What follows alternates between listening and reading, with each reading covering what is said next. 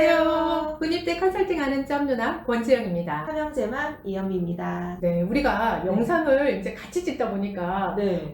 이게 지식이 저도 쑥쑥 늘어나는 것 같아요. 저는 네. 이제 아이들이 군대 가기 싫어. 저번에 막내는 네. 짬누나가 대신 군대 가주면 안 돼? 이렇게 얘기를 해서 제가 짬누나는 24년을 갔다 왔는데 다시 갈 수가 없고 누가 대신 가줄 수 없어 라고 얘기했어요. 잘했어요.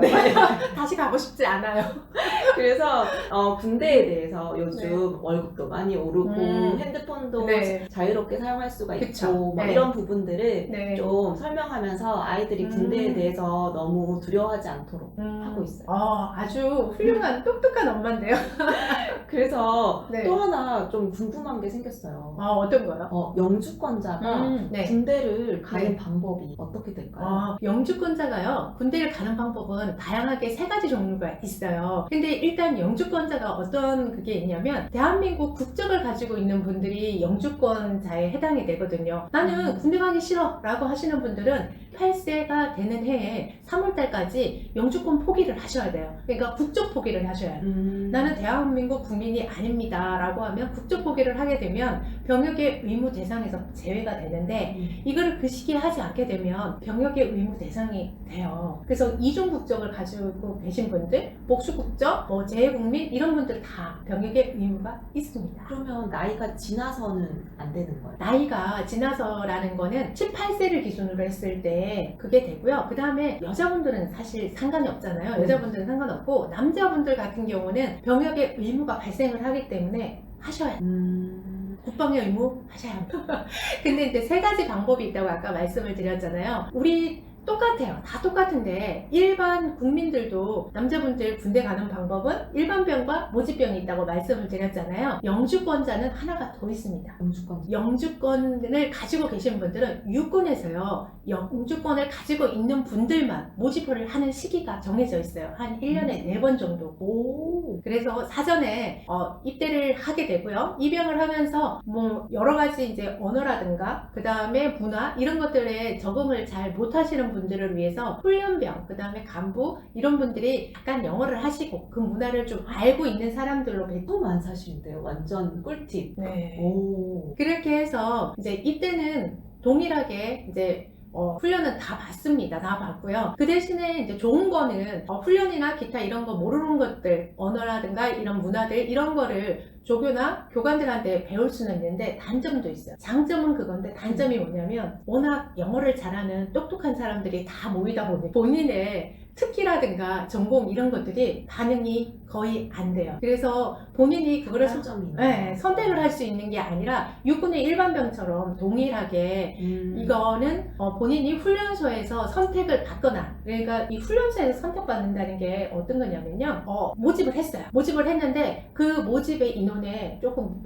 미달이 됐거나 아니면 추가로 군대에서 요청을 했거나 이럴 때는 훈련소에서 모집을 해요. 그래서 영주권자들한테 아무래도 영어를 잘하니까 기회가 갈 수는 있겠죠. 근데 안 올 수도 있는 거죠. 안 올 수도 있어요. 그래서 이 영주권자의 혜택은요, 사실 그렇게 많지는 않습니다. 영주권 관련된 이거를 난 그래도 좋다, 나는 육군에 영주권 관련된 거를 들어가고 싶다 라고 하신다 그러면 6개월 이전에 신청을 하시면요, 그 날짜에 맞춰가지고 입대하실 수는 있어요. 와, 이게 자료가 정말 너무 방대하다 보니까 이런 것들을 모르고 그냥 지나가시는 분들도 많겠어요. 그렇죠. 그러니까 영주권을 가지고 있는 그 분들이 나는 영주권에 관련된 이런 시스템을 이용할 수 있다는 거를 알고 내가 선택하는 거야. 내가 모르고 난 다음에 나중에 이런 게 있었네 했을 때는 조금 차이가 있겠죠. 그리고 영주권을 가지고 있는 분들이요, 이 시기에 그 4번의 기회에 입대하지 않아도 혜택은 동일해요. 그러니까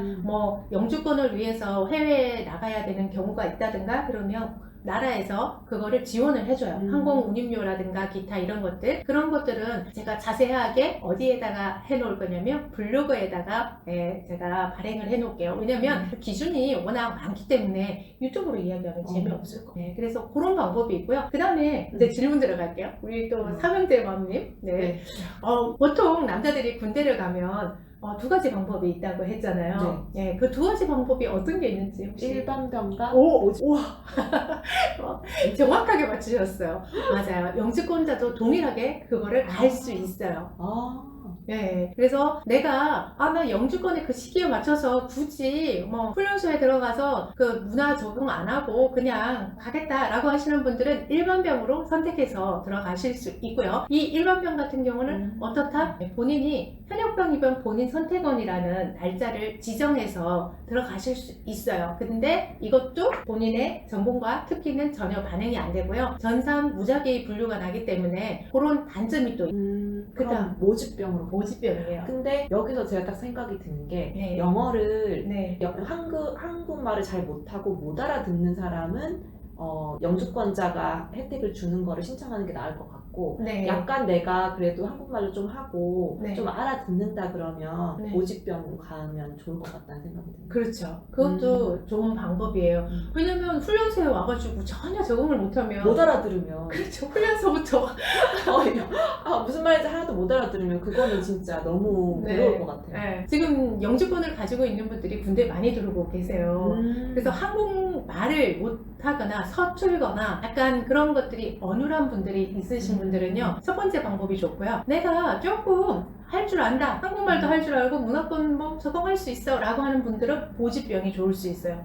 모집병은 본인이 특기와 그런 것들을 살려가지고 미리 사전에 어떻게 해야 된다고요?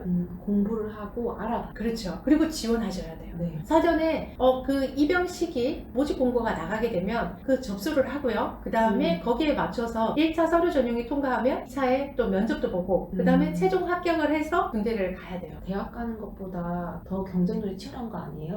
요즘 경쟁률 치열해요. 얘기만 들어도 그런 데가 갈 수 있다면 네. 짱녀님 얘기해주신 특기병이나 그런 곳이 갈 수 네. 있다면 정말 맞아요. 많이 노력이 필요할 것 같아요. 네. 근데 우리가 사회에서 인턴을 하면서 사실 그런 경험을 할 수 없어요. 뭐 예를 들어서 내가 조금 뭐 컴퓨터 그런 거를 이렇게 학교를 들어가가지고 한다고 하지만 1학년 때는 거의 교양을 듣고 2학년 때는 이제 전공을 시작을 하는데 전공을 해도 이론 수업밖에 사실 안 하거든요. 그래서 내용을 실전은 하나도 없어요.